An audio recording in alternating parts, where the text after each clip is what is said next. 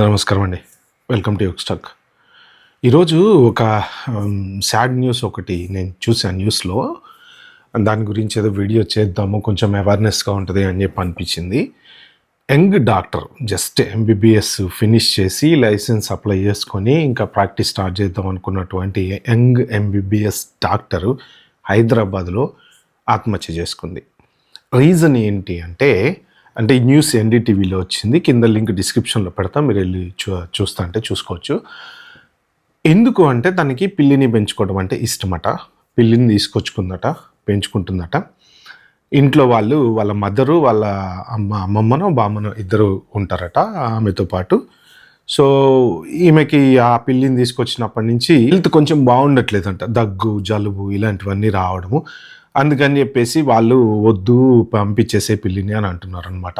So, దానివల్ల ఏంటంటే ఇంకా వీళ్ళకి గొడవలు పెరిగి ఆ పిల్లి వలన క్యాట్‌ని పెంచుకోవటం ఆ అమ్మాయికి ఇష్టము, వీళ్ళకి ఇష్టం లేదు. దానివల్ల హెల్త్ ప్రాబ్లమ్స్ వస్తున్నాయని చెప్పినటువంటి గొడవలకి జరిగినటువంటి డిస్కషన్స్‌కి ఆమె అప్సెట్ అయిపోయి వాళ్ళ అమ్మమ్మ ఇంట్లో లేని రోజున ఆత్మహత్య చేసుకుందట. తర్వాత డాక్టర్స్ పక్కింటి వాళ్ళు వచ్చి చూడటము, పోలీస్ వాళ్ళని పిలవడటము, వాళ్ళ హాస్పిటల్‌కి తీసుకెళ్తే తర్వాత అంతా చనిపోయిందని చెప్పారట.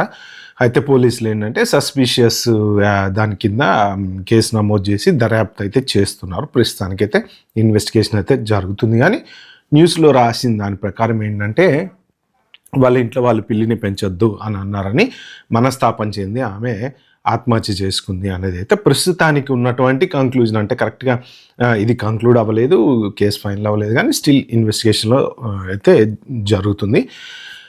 నిజంగా దానికే చనిపోతారా? మొన్న మధ్యన ఇంకొక డాక్టరు ఆత్మహత్య చేసుకున్నారు. ఏంటి అంటే అమెరికా వీసా రాలేదని చెప్పి ఆత్మహత్య చేసుకున్నారంట. నాకు అర్థం కానిది ఏంటంటే ఇప్పుడు తల్లిదండ్రులు కష్టపడి ఒక స్టేజ్‌కి తీసుకొచ్చి బోలెడంత ఖర్చు పెట్టి చదివిచ్చి మీ బెటర్ ఫ్యూచర్ మిమ్మల్ని ఎక్కడో వాళ్ళు ఊహించుకుంటూ ఉంటారనమాట. డాక్టర్ ఎంబీబీఎస్ అంటే అదొక నిజంగా దేవుడితో సమానం అండి. డాక్టర్ మనం ఫస్ట్ దేవుడికి దండం పెడతాము. నెక్స్ట్ దేవుడు ఎవరయ్యా అంటే డాక్టర్ దగ్గరికి వెళ్ళినప్పుడు వాళ్ళు ఏదో చేసేస్తారు అని అనిపిస్తుంది. ఇప్పుడు ఎవరికైనా హెల్త్ బాగాలేదని హాస్పిటల్‌కి తీసుకెళ్ళామనుకోండి, అన్నీ చెప్పేస్తుంటాం వాళ్ళకి. ఎవరితో ఇన్ని రోజులు షేర్ చేసుకున్నటువంటి విషయాలు కూడా అన్నీ చెప్తూ ఉంటాం. ఎందుకు అంటే డాక్టర్‌ని మనం ఒక దేవుడిలా ఫీల్ అవుతూ ఉంటాం అన్నమాట. అలాంటి డాక్టర్లు 10 మందికి అంటే హెల్త్ బాలేదు అని చూసేటువంటి డాక్టర్లు అంత సెన్సిటివ్‌గా మరి అలా ఎలా డెసిషన్స్ తీసుకుంటారు? అమెరికా వీసా రాలేదని చనిపోవడం ఏంటి? పిల్లిని పెంచొద్దని చనిపోవడం ఏంటి? సో, డాక్టర్లను పక్కన పెడితే యంగ్ పిల్లలు చాలామంది కూడా ప్రతి చిన్నదానికి సెన్సిటివ్. నేను ఇవాళ ఒక మదర్‌తో మాట్లాడాను. వాళ్ళ పిల్లోడు ఎక్కడ అబ్రాడ్‌లో జాబ్ చేస్తూ ఉంటారట. అతనేదో జాబ్ చేద్దాం అనుకున్నారు. వీళ్ళేదో ఎక్స్‌పెక్ట్ చేస్తున్నారు. అంటే పిల్లలు మంచిగుండాలని తల్లిదండ్రులు అనుకుంటారు. అట్ ద సేమ్ టైమ్ పిల్లలకు కూడా వాళ్ళ లైఫ్ ఏంటనేది వాళ్ళకి తెలుసు అనేది కూడా ప్రాక్టికల్‌గా ఇప్పుడు అబ్రాడ్ వెళ్ళినటువంటి వాళ్ళ పిల్లలు వాళ్ళు చూసుకుంటారు కదా! ఎలా ఉండాలి ఏంటనేది. కానీ వీళ్ళేంటంటే వాళ్ళు ఎక్స్‌పెక్ట్ చేసిన జాబ్ అబ్బాయి చేయట్లేదు అనేది వీళ్ళ బాధ. అడుగుదాము అంటే ఆయన సెన్సిటివ్ అండి మా అబ్బాయి అని చెప్తుందనమాట వాళ్ళమ్మ. అంటే పిల్లలని ఏదన్నా అడగాలన్నా, ఏదన్నా చెప్పాలన్నా కూడా భయమయ్యే సిచ్యువేషన్స్ వస్తున్నాయి.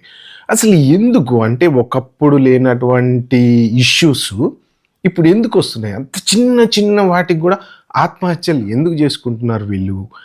మెయిన్ ఏంటంటే పెంపక లోపమా అంటే అందరు తల్లిదండ్రులు బాగానే పెంచుతారు కదా! ఎవరైనా సరే పిల్లల్ని గారాబంగానే పెంచుతారు, మంచిగానే పెంచుతారు. కానీ ఒకానొక రోజుల్లో ఆత్మహత్యలు చాలా తక్కువ ఉండేవి అప్పట్లో గూడా. అంటే పేపర్‌లలో వాటిలలో వచ్చేది గదా! కిరసనాయలు పోసుకొని కాల్చుకున్నారని, ఇంకొకటని, ఎగ్జామ్స్‌లో మార్కులు తక్కువ వచ్చినాయని. బట్ ఏంటంటే చాలా రేరెస్ట్ ఇన్ ద రేర్ అనమాట. డిఫరెన్సు అంటే నాకనిపించింది నేను షేర్ చేసుకుంటా. మీకు కరెక్టా కాదా అని అనిపిస్తే మీరు కింద కామెంట్‌లో మెన్షన్ చేయండి. అతి గారాబం, పిల్లలు ఏది అడిగితే అది ఇవ్వటం. వాళ్ళు సెన్సిటివిటీకి కారణం ఏంటి మెయిను అంటే వాళ్ళసలు కష్టానికి ఎక్స్‌పోజ్ అవ్వట్లేదండి పిల్లలు. కష్టానికి ఎక్కడా ఎక్స్‌పోజ్ అవ్వట్లేదు. హార్డ్ వర్క్ పిల్లలతోటి తల్లిదండ్రులు చేయించట్లేదు. ఒక జనరేషన్‌లో ఎలా పెరిగారంటే 5:30 కిలోమీటర్ల స్కూల్‌కి మార్నింగ్ నడిచి వెళ్ళటం, నడిచి రావడం, ఇంట్లో పనులు చేయడం, ఎందుకంటే అప్పట్లో ఏంటంటే ఫ్రీ యాక్సెస్ లేవు. ఏది అన్నీ పక్కన దొరికేవి కావు. కొంచెం దూరం వెళ్ళాల్సొచ్చేది. లేతే పిండి పట్టించుకురావాలనో, మిరపకాయలు పట్టించుకురావాలనో, ఇంకోటనో ఇంట్లో ఉన్నటువంటి పిల్లలు అందరూ పనులు చేసినా గానీ ఇంకా ఏవో పనులుంటూ ఉండేవి. పనులు చేయటం, పక్క వాళ్ళతోటి మాట్లాడడం, ఫ్రెండ్స్ తోటి తిరగడం, వెళ్ళి ఆడుకోవటం, ఇలాగ రకరకాల మనుషులతోటి, రకరకాల మైండ్ సెట్‌లతోటి అడ్జస్ట్ అయ్యేవాళ్ళం. ఎందుకు అంటే టీవీ లేదు, ఫోన్ లేదు, ఏం లేదు. ఎప్పుడూ ఆ దూరదర్శన్ ఏదో సంథింగ్ వారానికి ఒకరోజు సినిమా వస్తే తప్ప, తర్వాత కేబుల్ టీవీ వచ్చిన తర్వాత కొంచెం జనాలు నెమ్మదిగా అడాప్ట్ అవుతా వచ్చారు గానీ, అదర్ దాన్ దట్ క్రికెట్ ఆడుకోవడానికెళ్తే కొట్లాడకుండా ఇంటికి రాము. ఏదో ఒక రకమైన కొట్లాట. మళ్ళీ తెల్లారి ఆడితోనే కలిసి తిరుగుతాం. కానీ ఏంటంటే, ఆ కొట్లాడటాలు వాటన్నిటి వల్ల ఏంటంటే, రాటు తేలిపోయారు. ఆడపిల్లలు కూడా అంతే. చక్కగా బయటికెళ్ళేవాళ్ళు, ఆడుకునేవాళ్ళు. ఏదో ఒకటి ఆ ముగ్గేసుకొని ఆట, ఈ ఆటో, ఆ ఆటో రకరకాల ఆటలు ఆడుకోవటం. సాయంత్రం కాగానే ఆర్గ్యుమెంట్లు చేసుకోవటం, అరుచుకోవటం, రావటం. రేపటి నుంచి అంత నేను మాట్లాడి ఇంతనమాట. మళ్ళీ తెల్లారిపోతున్నారు, మళ్ళీ కలిసి తిరుగుతుంటారు, బయటికెళ్తారు, సినిమాలకెళ్తారు, అక్కడికెళ్తారు, ఇక్కడికెళ్తారు. అంటే డిఫరెంట్ మైండ్ సెట్స్ అడాప్ట్ చేసుకున్నారనమాట. అలాగ చేసుకున్న వాళ్ళు పెళ్ళైన తర్వాత కూడా వాళ్ళు ఏంటంటే వచ్చినటువంటి పర్సన్, అది వైఫ్ కానివ్వండి, హస్బెండ్ కానివ్వండి, vice versa, whatever it is, adjustment mentality ఉంది వాళ్ళకి. ఎందుకుంది అంటే చిన్నప్పటి నుంచే డిఫరెంట్ మనుషులతోటి అడాప్ట్ చేసుకున్నటువంటి మెంటాలిటీ ఏదైతే పెళ్ళైన తర్వాత అటు అత్తింటి మావింటి వైపు, ఇటువైపు, అటువైపు అన్ని రకాలుగా అడ్జస్ట్ అయిపోవడం అనేది అలవాటైపోవటం వల్ల ఎటువంటి ప్రాబ్లమ్స్ లేకుండా మంచిగా సంతోషంగా ఉన్నారు వాళ్ళు. ఎక్కడో ఏవో కొన్ని ఇన్సిడెంట్స్ అనేవి ఆబ్వియస్లీ జరగటం అనేది కామన్. ఎందుకంటే అప్పట్లో కూడా సెన్సిటివ్గా ఉండేవాళ్ళు ఉన్నారు, లోన్లీనెస్గా బతికే వాళ్ళు ఉన్నారు. బట్ ఓవరాల్గా ఈ మీడియా అనేది లేకపోవటం వలన బయట నలుగురితోటి తిరగటం, మాట్లాడడం అనేది అలవాటైపోయింది. స్లోగా కొంత ఎప్పుడైతే కేబుల్ టీవీలు వచ్చినాయో తర్వాత ఇక అది పోయి నెక్స్ట్ జనరేషన్కి వచ్చేటప్పటికి ఫోను, కోవిడ్ దగ్గర నుంచి ఫోన్ అలవాటైపోయింది.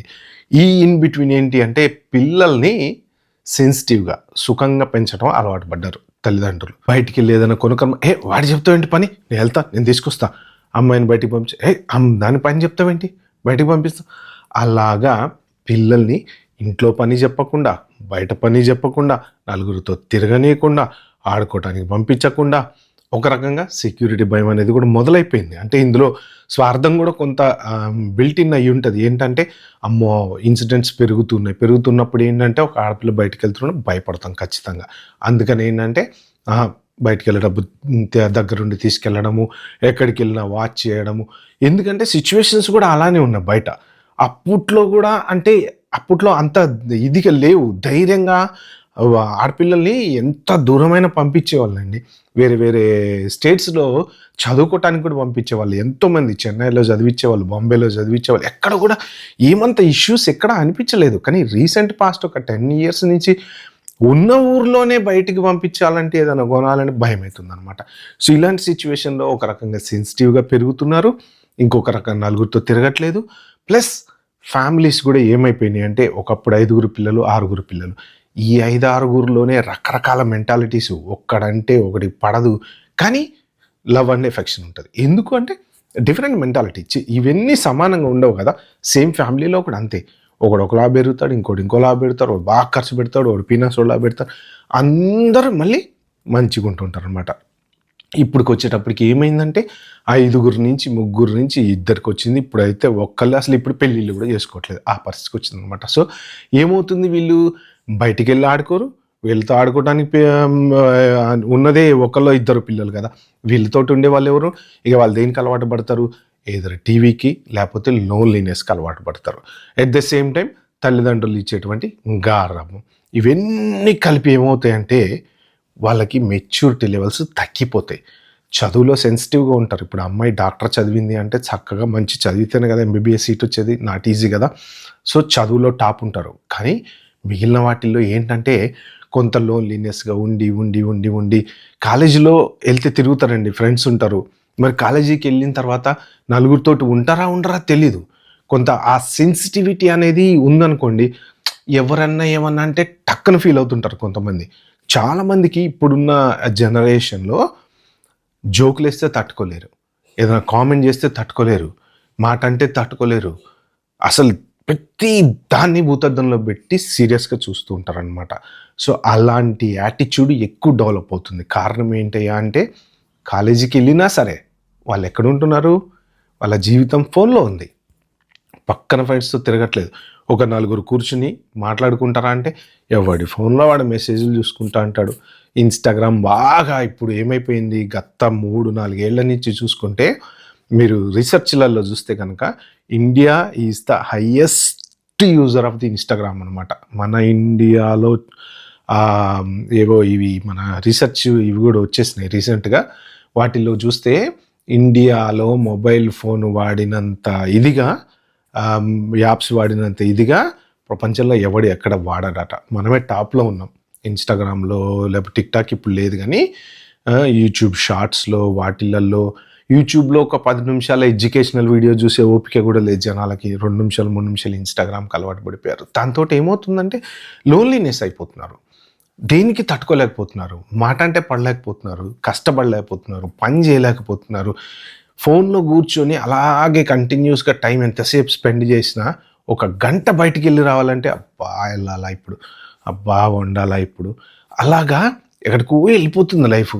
ఇలాగా సింగిల్ అవుట్ అయిపోయి, వాళ్ళ మైండ్ సెట్ వాళ్ళని వాళ్ళే డెవలప్‌మెంట్ లేక, చిన్న చిన్న విషయాలకి వాళ్ళు ఇలా సెన్సిటివ్‌గా తయారై ఇలా రాంగ్ డెసిషన్స్ తీసుకుంటున్నారు. లేకపోతే చూడండి అమెరికా వీసా రాకపోతే ఇంక వేరే ఆప్షన్ లేదా?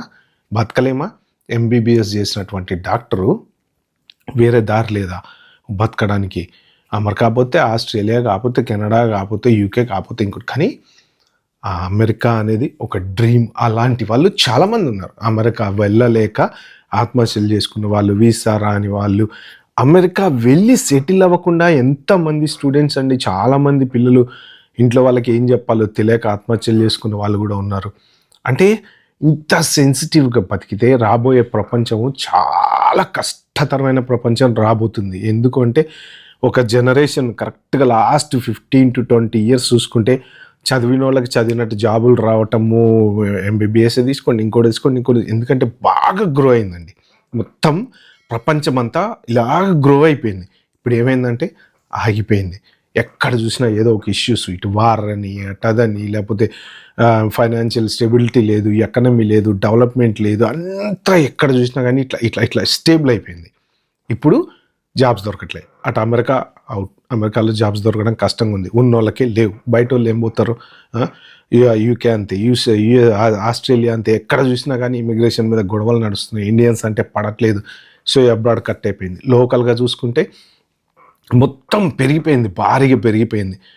ఎక్కడ చూసినా ఫ్రాడు, మోసాలు, ఎట్టొకట చేసి ఎదుటివాడిని చూసి మనం బతుకుదామని ఇలాంటి సిచ్యువేషన్‌లలో గ్రోత్ లేదు, జాబులు లేవు, పిల్లలకి జాబులు రావట్లేదు. దాంతోపాటు వీళ్ళకున్నటువంటి ఈ సెన్సిటివ్ మెంటాలిటీ తోటి ఇవన్నీ మైండ్‌లోకి ప్రెషర్ అప్ అయిపోయి దానికి మరి ఆ పర్టిక్యులర్ ఇన్సిడెంట్‌లో నాకు అర్థం కానిది ఏంటంటే, ఇంత చిన్న విషయానికి ఆత్మహత్య చేసుకునే విషయమా నిజంగా ఇది? అంటే చాలా బాధ అనిపిస్తుందండి. అంటే ఒక యంగ్ డాక్టరు అలా అర్థాంతరంగా వదిలేసి వెళ్ళిపోవడం అనేది, ఎంతో ఫ్యూచర్ ఉన్నటువంటి పిల్లలు ఇలా అవటం అనేది నాకు చాలా బాధ అనిపించింది. అందుకే ఈ విషయం పర్టిక్యులర్‌గా షేర్ చేసుకుందామని. ఫస్ట్ ఆఫ్ ఆల్ పిల్లల్ని హార్డ్‌గా పెంచండి. చిన్నప్పుడు ఎలా ఎలా కొట్టేవాళ్ళండి స్కూల్లో. కొడితే ఇట్లా పెట్టి ఎర్రగా అయ్యేది. ఇటువైపు తిప్పి ఇక్కడ కొడితే ఇంతలా వాస్తే 2 రోజులు తినటానికి కూడా చెయ్యి నొప్పి లేచేది. ఒక్క కంప్లెయింట్ లేదు. అమ్మకి చెప్పలేదు, నాన్నకి చెప్పలేదు. మళ్ళీ తెల్లారి అదే సార్‌ని ఫేస్ చేసేవాళ్ళం. ఇంట్లో అమ్మా నాన్నలు కొట్టేవాళ్ళు. అంటే కొట్టాలని కాదు, కానీ అంత హార్డ్‌గా, అంత స్ట్రాంగ్‌గా పెరగబట్టి ఎన్ని కష్టాలైనా, ఎన్ని బాధలైనా ఆ తరం వాళ్ళు ఇప్పుడు అడ్జస్ట్ అవ్వగలుగుతున్నారు. సెన్సిటివ్‌గా పెరగటం వల్ల ఏమవుతుందంటే, రేపు పొద్దున వాళ్ళు అత్తగారింటికి వెళ్తారు కదా, అటు ఆడపిల్లలు వెళ్తారు, ఇటు మగపిల్లలైనా సరే ఏదో ఒక ఫ్యామిలీ షిఫ్ట్ అయితే అవుతుంది కదా, ఫ్యామిలీ చేంజ్ అనేది అవుతారు కదా. డిఫరెంట్ మెంటాలిటీస్ అడాప్ట్ చేసుకోలేక ఏ చిన్న మాట అన్నా నన్ను అన్నారు, నన్ను తిట్టారు, నన్ను ఏదో అన్నారు. అరే నీకు అన్నం ఉండటం రాదన్నా కూడా ప్రాబ్లం అయిపోతుంది ఇవాళ రేపు. అలా అలా తయారైపోయింది సమాజం. కాబట్టి ఏంటంటే పిల్లలకి కొంచెం నేర్పండి. ఫోన్ దూరం పెట్టండి. ఫోన్ పక్కన పెట్టి రోజుకు 1 గంట 2 గంటలు అట్లీస్ట్ ఒక ఫ్యామిలీ కూర్చుని మాట్లాడుకొని పిల్లలతోటి ఏం జరుగుతుంది, ధైర్యంగా ఎలా ఉండాలి, సొసైటీని ఎలా ఎదుర్కోవాలి, జాబ్ పోతే ఎలా బతకాలి, ఎవడన్నా తిడితే ఎలా ఉండాలి, అన్నీ అడ్జస్ట్ అవటం నేర్పండి. నిజంగా పిల్లలు కొంత సెన్సిటివిటీలోంచి బయటకు రావాలంటే ఫస్ట్ ఫోన్లోంచి బయటకు వచ్చి మామూలు ప్రపంచం చూస్తే ఖచ్చితంగా వాళ్ళలో మార్పు వస్తుంది. ఇలాంటి చిన్న చిన్న విషయాలకి ఎవరు ఆత్మహత్యలు చేసుకోరని నా ఫీలింగ్. బట్ మీరేమనుకుంటున్నారో కింద కామెంట్స్లో మెన్షన్ చేయండి. థ్యాంక్ యూ, బాబాయ్, హ్యావ్ ఎ గుడ్ డే.